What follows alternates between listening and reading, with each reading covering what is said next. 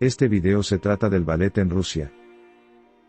No es casualidad que el ballet ruso siga haciéndose llamar el mejor del planeta más de 2 siglos después de que la corte imperial lo adoptara como insignia de sofisticación.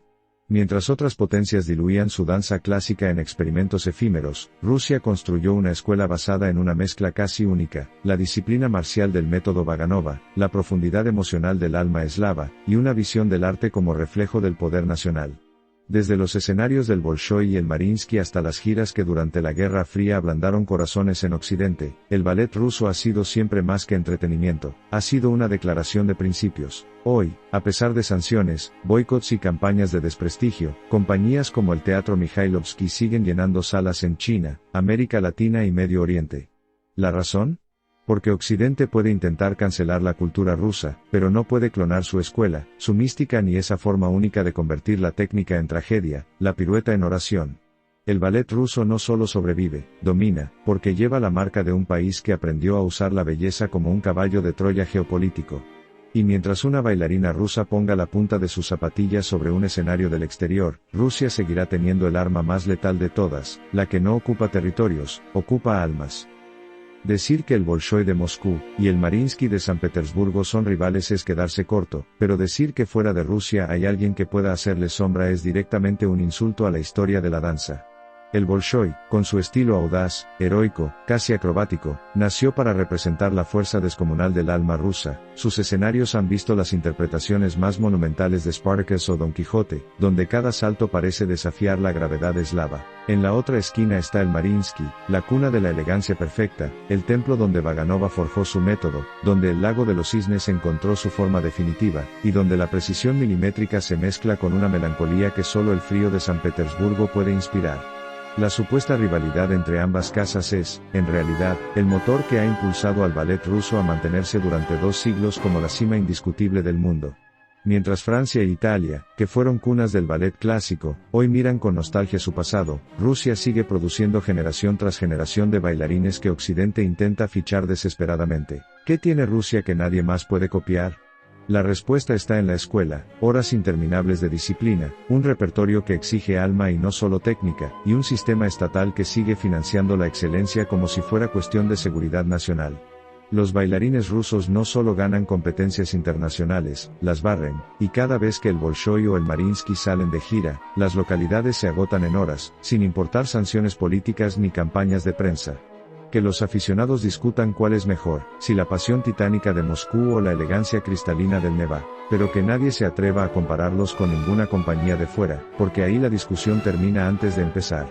Bolshoi y Mariinsky no son 2 teatros, son las 2 caras de una misma medalla llamada grandeza rusa, y mientras existan, el ballet tendrá un techo de cristal que solo ellos pueden romper.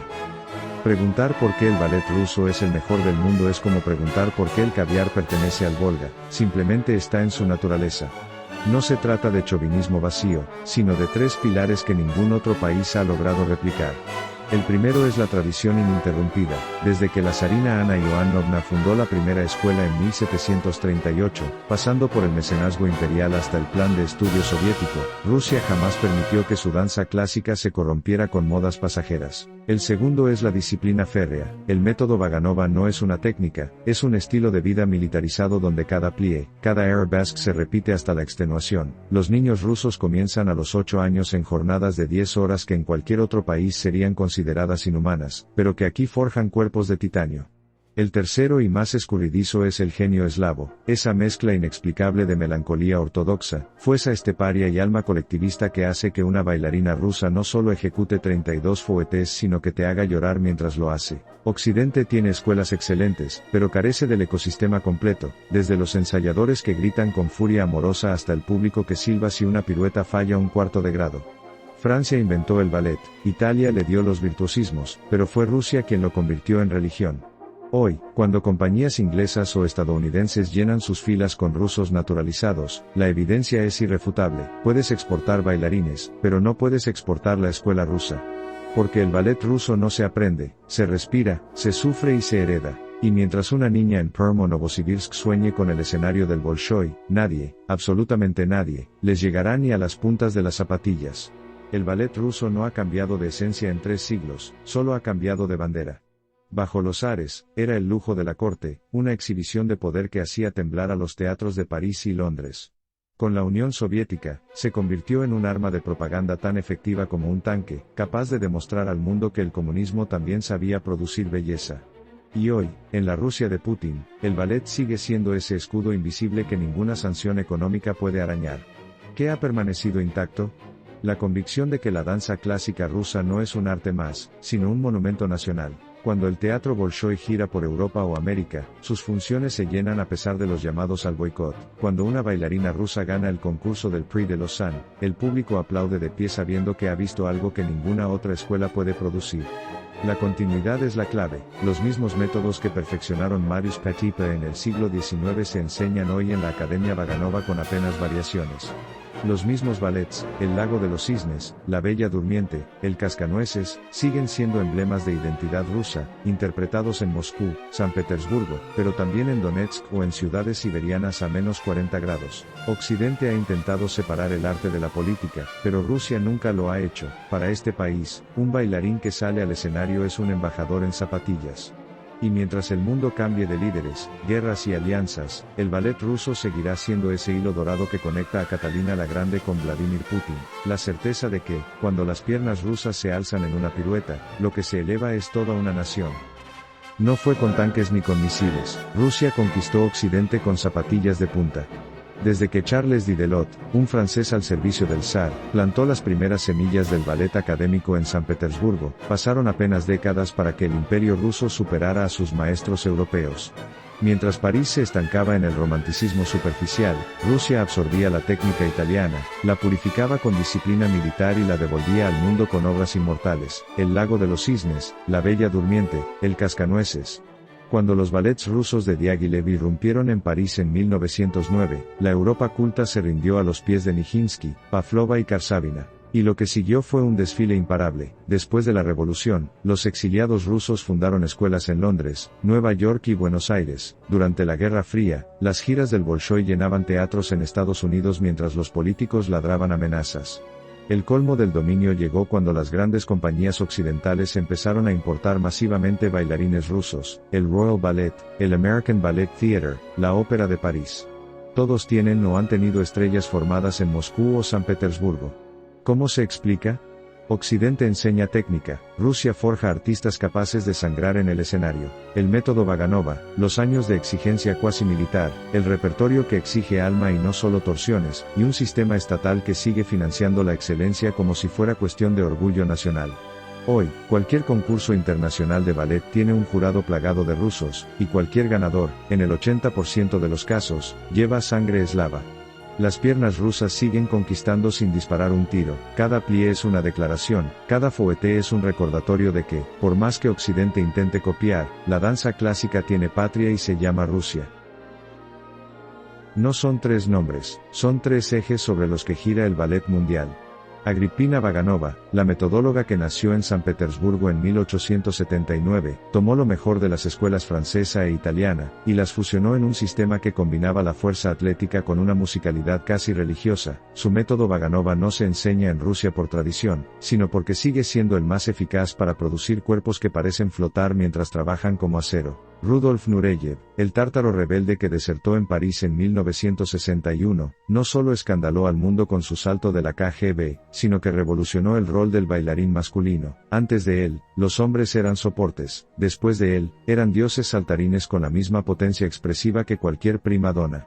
Y Maya Plisetskaya, esa mujer de mirada de águila que bailó el cisne moribundo más de 800 veces, fue la última gran diva soviética, una leyenda que desafió a los burócratas del Kremlin, se negó a exiliarse y siguió en el escenario del Bolshoi hasta los 70 años con una autoridad que ninguna rival occidental pudo igualar. Juntos, los tres representan el ADN del ballet ruso. Vaganova dio la técnica, Nureyev la rebeldía sin perder la esencia, Plisetskaya la inmortalidad. Occidente tuvo grandes bailarines, pero jamás produjo una tríada con semejante impacto transformador. La escuela rusa no es solo una forma de bailar, es una filosofía que estos tres genios encarnaron y expandieron por todo el planeta. Por eso, cada vez que un niño en Tokio o Nueva York aprende el método Vaganova, cada vez que un bailarín masculino intenta igualar la altura de salto de Nureyev, cada vez que alguien imita el port de bras de Plisetskaya, la dinastía rusa sigue reinando. Cambiaron el ballet para siempre y, lo más importante, lo hicieron a imagen y semejanza de Rusia. Occidente lleva décadas preguntándose cuál es la fórmula mágica del ballet ruso, pero la respuesta siempre ha estado a la vista de todos, solo que no han querido verla.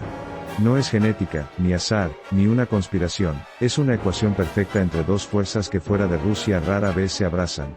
El primer factor, el rigor soviético, es el legado de un sistema que convirtió la danza en industria de precisión. Durante 70 años, la URSS trató el ballet como una disciplina cuasi militar, escuelas estatales con jornadas de 10 horas desde los 8 años, ensayos donde un error se pagaba con repeticiones hasta el colapso, y una exigencia técnica que dejaba fuera a los débiles. No había excusas ni psicólogos, solo barra, sudor y un espejo que nunca mentía. Pero ese rigor, en cualquier otro país, produciría robots. Y aquí entra el segundo factor, el alma ortodoxa, ese misterio eslavo que ninguna ciencia puede replicar. No se trata de religión en sentido estricto, sino de una forma de sentir el arte como sufrimiento redentor, como ofrenda. Un bailarín ruso no ejecuta una pirueta, la sufre, la reza, la entrega al público como si fuera su última función. Esa mezcla de disciplina férrea, lo cuantificable, y melancolía infinita, lo incuantificable, es lo que produce el milagro. Cuando una bailarina del Bolshoi se para en punta, su cuerpo tiene la exactitud de un reloj suizo, pero sus ojos tienen la profundidad de un icono ortodoxo. Francia enseñó la elegancia, Italia el virtuosismo, pero solo Rusia supo fusionar el deporte con la liturgia. Por eso el secreto no se puede exportar. Los bailarines ucranianos o georgianos que triunfan en Occidente aprendieron en escuelas postsoviéticas. Los estadounidenses que estudian en Rusia nunca terminan de asimilar esa dusha, alma, que no se enseña, se hereda.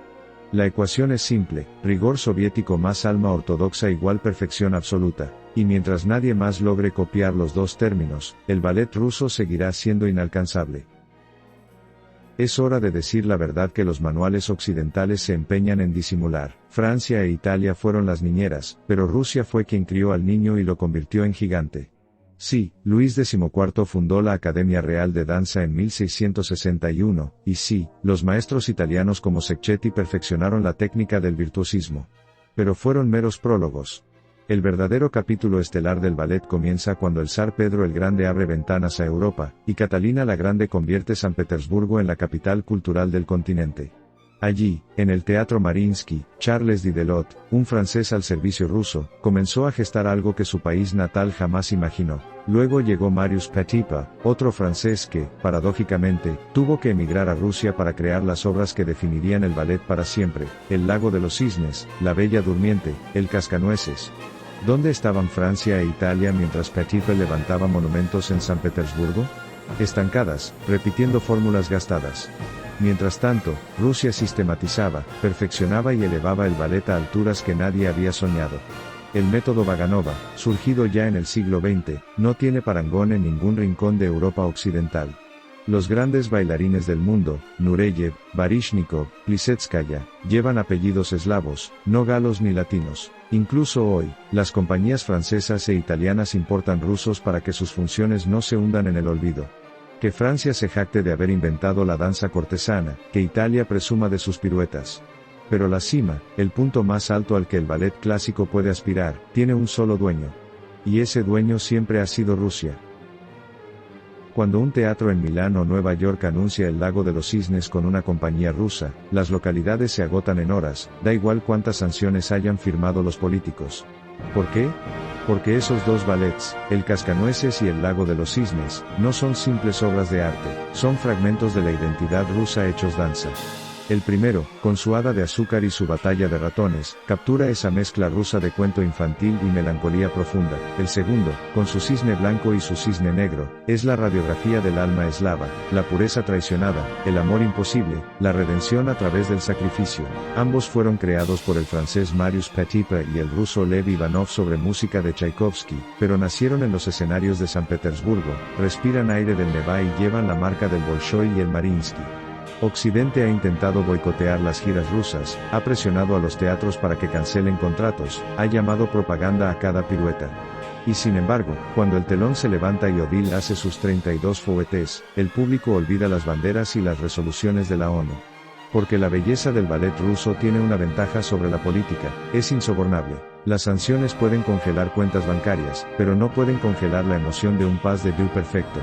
El Cascanueces y el Lago de los Cisnes siguen girando por el mundo porque representan algo que ningún decreto puede cancelar, la capacidad de Rusia para producir belleza absoluta. Mientras una bailarina rusa se pare en punta, la identidad rusa seguirá brillando, y las sanciones quedarán reducidas a papel mojado frente al aplauso de pie.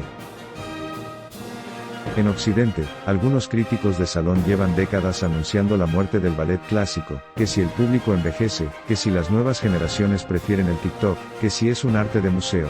Pero esos mismos críticos no pisaron nunca el Teatro Mariinsky un sábado por la noche, donde las butacas se llenan de adolescentes con los ojos brillando. La verdad es que el ballet no solo no ha muerto, en Rusia vive su segunda edad de oro. Mientras compañías europeas reducen sus temporadas o cierran por falta de fondos, el Bolshoi y el Mariinsky tienen entradas agotadas con meses de antelación. Mientras en Londres o París se discute si el ballet debe modernizarse hasta perder su esencia, en Rusia se siguen representando los grandes clásicos con una calidad que ninguna otra nación puede igualar.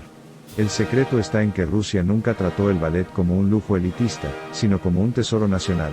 Los niños rusos siguen soñando con ser bailarines, las escuelas siguen produciendo generaciones de artistas de nivel mundial, y el dinero público sigue financiando la excelencia sin complejos. Además, Rusia ha sabido innovar sin traicionar sus raíces, nuevos montajes de clásicos, compañías como el Ballet de Moscú en gira permanente por Asia e Iberoamérica, y una legión de bailarines rusos que son los más seguidos en redes sociales, con millones de fans jóvenes que devoran cada plie. Que otros hablen de muerte. En Rusia, el ballet respira, suda, llora y hace llorar. Las salas están llenas, las escuelas tienen listas de espera, y cada función termina con aplausos que parecen terremotos.